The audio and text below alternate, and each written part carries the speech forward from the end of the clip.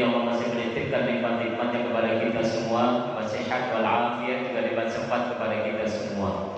Semoga nikmat yang ada dalam diri kita mampu kita syukuri dan mudah-mudahan syukur kita diterima oleh Allah Subhanahu wa taala. La in syakartum la azidannakum wa la in kafartum inna adzabi lasyadid. La in syakartum, kalau kita banyak bersyukur kepada Allah, insyaallah Allah akan tambah nikmat pada kita. Min haitsu la yahtasib, dari yang tidak kita sangka. Wala in kafartum, dan kalau kita kufur nikmat, tidak mengakui bahwa kehidupan ini adalah nikmat dari Allah, maka azab Allah itu sangat pedih. Mudah-mudahan syukur kita diterima oleh Allah Subhanahu wa taala. Salawat serta salam tercurah kariban habibana wa nabiyyana Muhammadin. Dan mudah-mudahan insyaallah kita semua mendapatkan syafaat usma beliau yaumil qiyamah. Hadirin rahimakumullah, di penghujung bulan Muharram tahun 1442. Kalau kalender Masehinya tanggal 12 bulan September 2020. Mudah-mudahan Allah terus menjaga istiqomah kita ila akhir hayat kita, insyaallah, amin ya rabbal alamin. Hadirin rahimakumullah, kisah yang pernah kita sampaikan, kisah hikmah dulu deh, biar kita ingat dulu buat kita semua. Kayaknya pernah disampaikan tapi mengulangi saja. Ada Ibing, ada Udin, ada apa nih satu lagi lah, Joni lah, kamu cari kesinggung Joni. Ibing ini yang punya Joni. Joni adalah ada ya? Ada. Jadi jangan pakai Joni. Pergitiu lah.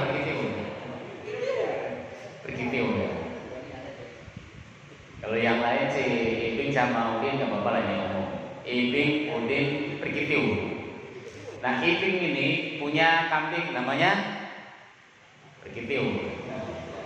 Jadi enak ya. Si Ibing punya kambing namanya Pergitiu. Nah, kemudian si Udin ini temannya Ibing. Nah, satu waktu si Ibing ini bawa si Pergitiu lomba. Kalau di Garut kan ada tuh lomba apa namanya? Adu domba. Nah, ini Abang Haji Roma dan lagu itu udah main dulu ke Garut baru dia nyanyi. Adu domba. Nah, kemudian jika cerita menang lah nih si Pergitiu nih. Menang Pergitiu, kemudian Ibing dapat hadiah. Kalau di komparasi zaman saiki mah mungkin kurang lebih 500.000 lah, 500.000, dan itu dapatnya kayaknya gocapan semua jadi hijau. Nah, kemudian tahu-tahu mungkin saking laparnya nih si Pergitiu, terus dia apa nih duitnya nih dimakan sama si Pergitiu. Ibing bingung nih, aduh, duit hadiah ini belum laporan Polda, polisi dapur nih. Belum laporan Polda, duit udah dimakan sama si Pergitiu. Ya kumaha ieu carana ieu? Akhirnya ada yang nyaranin, "Bing, itu mah gampang. Teplok aja pantatnya." Ya gimana caranya ya? Lu bawa ke duduk sana di warung kopi. Nah, duduk deh di warung kopi. Duduk. Mbok Om, misalkan nama si warung kopinya. Mbak Om, kopi. Kopi. Mana kopinya? Oh, belum ada ya. Oh, ya belum panas ya. Berarti nunggu dulu tuh. Ya, nunggu dulu. Ibing tunggu airnya panas. Bohong kopi, tar dulu Bing, belum panas. Nah, kemudian lagi nunggu si Ibing nurutin sarannya si temennya tadi. Air putih dulu Pak. Aisyah. Kopi. Sambil nunggu kopi, si Ibing tadi nepok pantatnya si Prik itu. Karena saran temennya tadi, akhirnya ditepok. Keluar. Belum matang lagi airnya, tepok lagi, keluar. Dan si Udin ngopinya bareng. Nah Udin ngopi ganti, Bing, lu ngapain? Ya ini kambing gua tepokin biar keluar duitnya. Tepok lagi. Nah kemudian ketika ngobrol itu, rupanya si Udin ini termotivasi untuk memiliki si Prikitiu. Akhirnya dia bilang, Bing, gua bayar deh kambing lu. Enggak, gua nggak jual. 2 kali lipat deh dari harga pasaran. Enggak, gua nggak jual. Tepok. Kemudian, nah ke-10 kalinya udah selesai. Bing, gua bayar kambing lu nih 10 juta. Wah, biasanya harga pasar kan cuma 2 juta. Dilepas nggak deh sama Ibing nih? Dilepas. Ya udah nih kalau lo mau, gua nggak salah ya, gua nggak mau, lo yang mau. Bawa nih. Pikiran si Udin, dia pulang. Si Ibing ngopi segelas aja, belum sampai malah belum matang.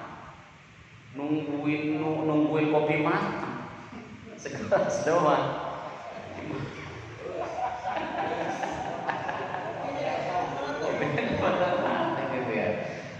Segelas kopi doang dia menghasilkan 500.000. Cuma menempokin pantat doang tuh. Gua beli 10 juta. Semalaman gua tepokin tuh pantat si kambing. Sembari kopi segala. Kopi, kambingnya ngopi, tepok pantatnya, gak keluar. Sampai kopi matang sudah mau habis, gak keluar juga. Sampai tuh semalaman rupanya si Udin ini penasaran seperti yang dilakukan oleh si Ibing.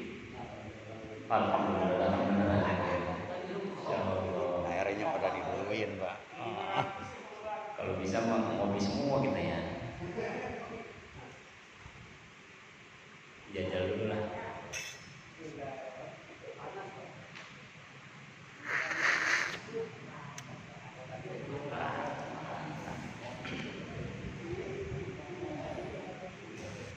Padahal ngopi udah kesekian kali. Tadi siang ngidang skripsi kopi. Besok ngidang skripsi lagi, ngopi lagi. Oke, kemudian Udin punya pikiran, Ibing aja ngopi segelas bisa nepok pantat kambing ini 500.000. Apalagi ntar malam.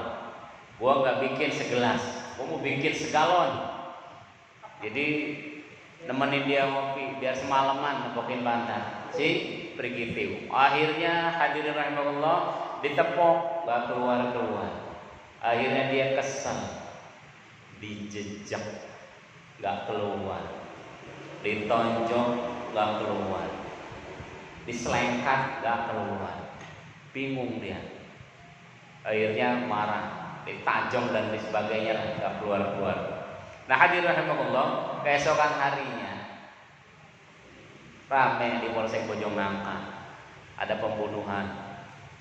Udin sudah membunuh Prikitiu. Tanda-tandanya lehernya lebam, kakinya patah, pantatnya bengkak. Karena ditepokin dulu nggak keluar. Nah hadirin rahimahullah, kalau kita belajar dari kisah hikmah itu tadi, siapa nih yang salah? Ibing apa Udin? Atau mungkin berkitiu kan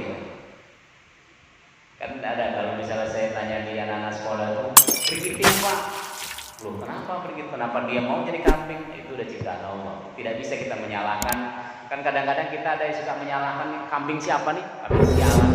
Tanaman udah baik-baik, jangan nyalain kambing. Kita salah karena kita nggak ngandangin kembang kita dengan baik dan lain sebagainya. Yang nyalain kambing salah.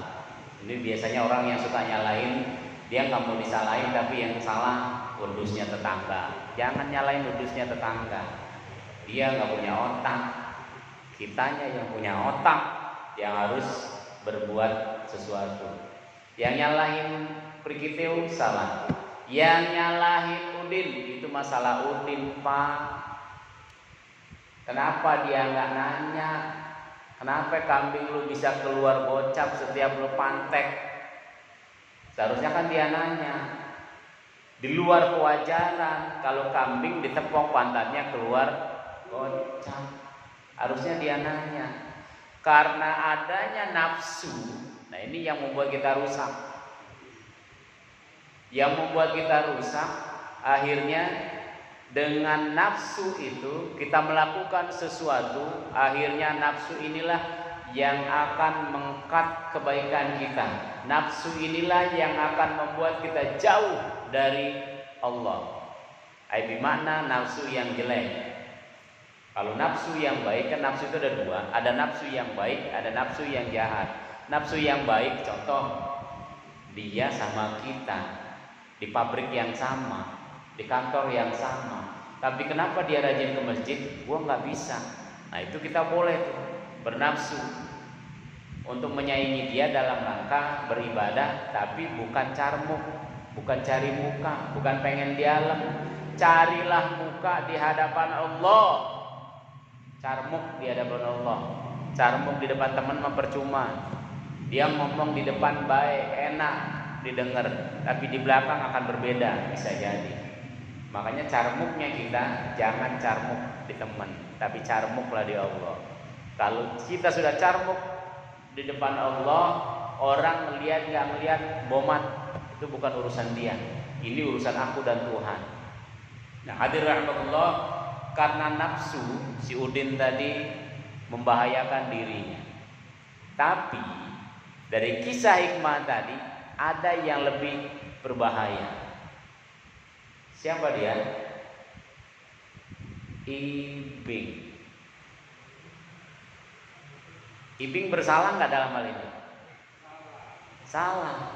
Kenapa dia bersalah? Karena dia tidak mengatakan. Jangan Din, ini kambing gua mah, kambing nih habis makan duit gua nih. Coba kalau dia sudah mengatakan itu, nggak nawar ngotot-ngotot tuh si Udin, nggak masuk penjara tuh si Udin. Istri anak-anaknya tidak terbengkalai itu si Udin. Kalau si Ibing tadi mengatakan, jangan Din, kambing ini makan duit aku, selesai. Cuma berapa menit itu? Kalau misalkan kita jangan Din, kambing ini makan duit aku. Jangan Din, kambing ini makan duit aku. Cuma 10 detik. 10 detik itu akan menyelamatkan si Udin. 10 detik itu akan menyelamatkan keluarganya si Udin. 10 detik itu akan menyelamatkan nama baik warga sekitar. Cuma 10 detik. Ini yang kadang-kadang berat kita lakukan.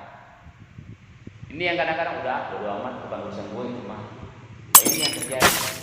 Dan korelasinya dengan hadis pada kali yang berbahagia ini, kita akan membaca hadis yang ke-34 mencegah kemungkaran.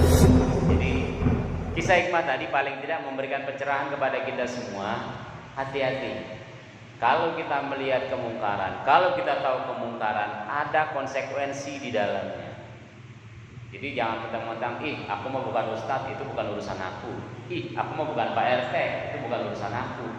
Aku mau bukan DKM, itu bukan urusan aku. Aku bukan aparat, aku bukan pejabat. Nah ini yang harus kita buang.